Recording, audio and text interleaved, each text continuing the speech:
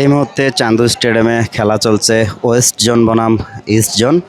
West জোনের batting চলছে, তাদের সংগ্রহ ইতিমধ্যেই দেখতে পাচ্ছেন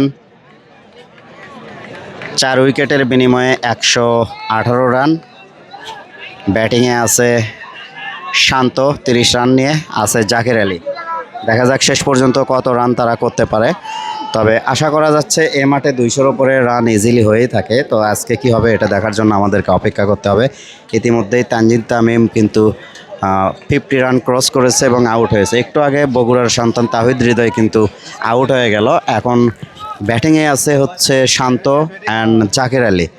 তো পরিপূর্ণ দর্শক কিন্তু আপনারা দেখতে পাচ্ছেন চান্দু স্টেডিয়ামে। রমজান মাস বিদায় অনেকেই চিন্তা করছিল হয়তো তেমন দর্শক হবে না, কিন্তু ঘটনা পুরাই উল্টে গেছে। প্রচুর দর্শক, পুরা মাঠ ভরে গেছে দর্শক, এবং এখনও কিন্তু অনেক দর্শক মাঠে প্রবেশের অপেক্ষায় রয়েছে। মূল গেটে যদি আমরা একটু আগে ঘুরে আসলাম, প্রচুর দর্শক কিন্তু এখনও মাঠে প্রবেশ করছে।